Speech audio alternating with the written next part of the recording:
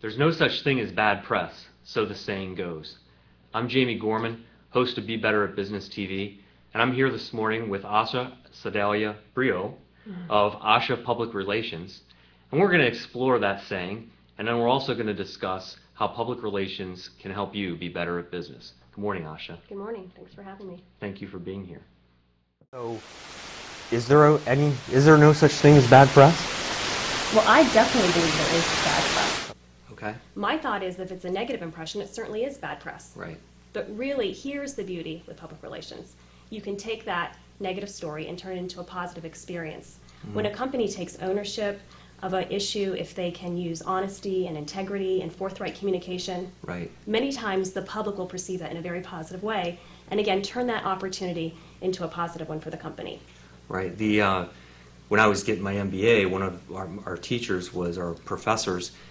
Her husband was the PR director for a company that handled the Starbucks shooting that was back in the 90s, and he came in and he talked about that same thing and how they addressed that and brought things together. And although it was a very negative thing, and they had no responsibility for it, they were able to reflect it in a different way and kind of help themselves out. So the PR really did help them in that. Certainly, and I think much more people are forgiving when you're forthright in your communication and you Right. can accept ownership.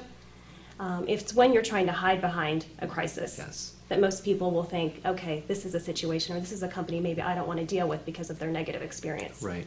So you promote honest public relations, not, hey, let's Absolutely. try to use the press to kind of hide things or do things Absolutely. like that. Okay. Absolutely. And Great. be proactive in your relationships with the media. Make sure that you're always being able to get to them with the information first. Don't make the media seek it out. Right. Okay. And I'm assuming that's because when they have to seek it out, they think it's because you're trying to hide it. So that makes you look bad, I guess. Well, for sure, I think part of my job is to help make the media's job easier. Right. So when I've built these relationships with media contacts, I want to make sure that I'm providing them with all they need so they can have their information for deadlines Okay. and get the story out that we are presenting and get our perspective included. Okay. And so when we look at public relations, there's certainly things, press releases, and, what are some of the end results? What are some of the media things that people can expect when they start doing, press releases and public relations and build that into their marketing plan? Well, when you start incorporating public relations into your plan, you have opportunities to get into calendar listings. Maybe there's Okay. local papers that have regular calendar listings of events going on. Maybe there's local TV segments that do community events. Right. Find out how you can get with those producers and develop a story. There's other reporters who have actually covered certain industries. Find out who those reporters are. Okay. Build relationships with them. Find out who their contacts are. Right. But most importantly, find out if you have a newsworthy story in the first place. Right. Okay. So taking that newsworthy story and then using that to get the media attention that you need. Right. Great. Okay. Well, we are a live show, and we do get questions from our audience. And I'll just ask Alyssa, do we have anything that people have chatted in? Is it worth getting my information in the little business brief section of the local paper? How many people really read that? Yeah. So that's a question. I mean, it seems pretty easy to kind of get your information if you're holding an event, or like you said on the calendar of events. Is it worth doing a big press release and to really try and get into those, or how many people are reading those? Well, actually, don't consider a press release a big press release. If you're Okay. doing a press release, make sure it's concise, and usually it should be one page or less. And yes, I definitely think any sort of opportunity to get your message out in a newspaper, definitely do that. The local papers certainly have a lower subscription than they used to Right. with the advent of online opportunities and online publications. But think of this as well, that most local papers and most publications have an online version as well. So if you get something in their print issue, make sure that you also carry that over to their online. And many times it does. Right. So you have exposure on two venues. That's great. And I know one thing I look for when I look at those publications, especially, is when they have those online versions. I like that because then I can use that to promote it in other ways and say, hey, look, we got it mentioned or whatever in that Absolutely. aspect of things. So having that key to be able to link to things is an important part of any marketing communications these days. Absolutely. And anytime you have coverage, utilize that coverage on your websites. It has Yeah. a longer shelf life. Anytime you have anything that's on a television program or in print, again, get that link on your website. Okay.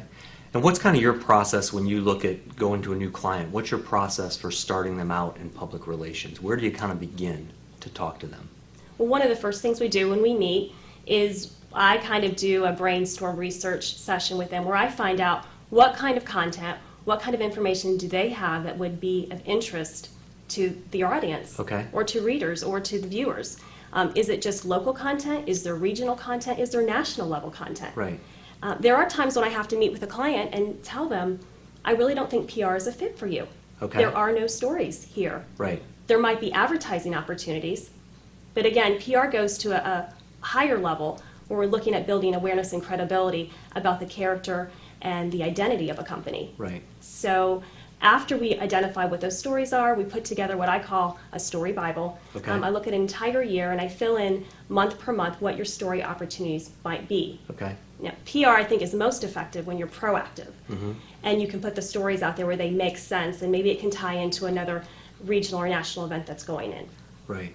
And so when you see those, sometimes you have to even create a story, right? I mean, so I tell some companies, and I work some probably more with social media, which the two are separate, but you need to have stuff, you need to have content. Absolutely. And so if you're a company that does nothing for charity, if you're a company that does nothing in the community, or nothing with your industry associations, then that's probably the companies that might have trouble with public relations, I would assume.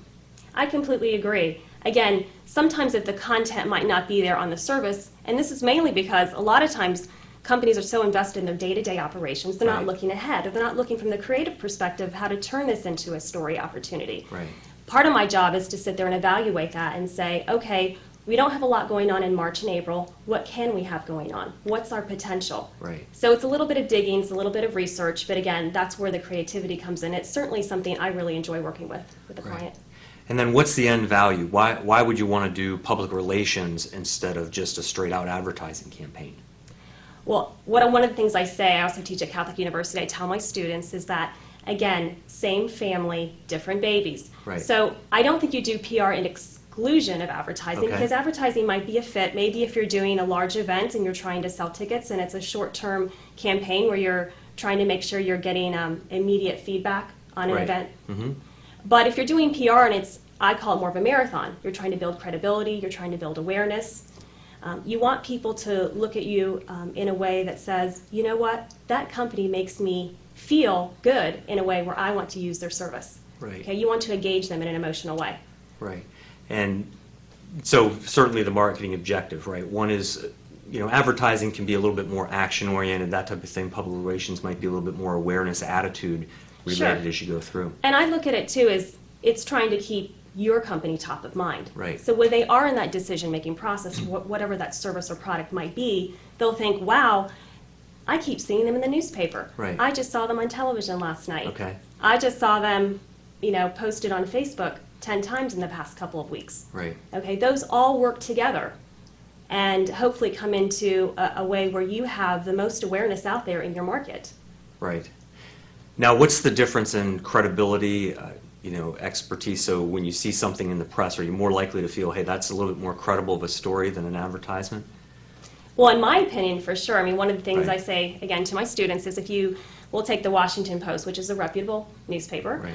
and if you have a full-page ad or you have a full-page wonderful story talking about the benefits of your company, how you've helped the community, which one impacts the reader more? Right. I mean, you can ask yourself this question.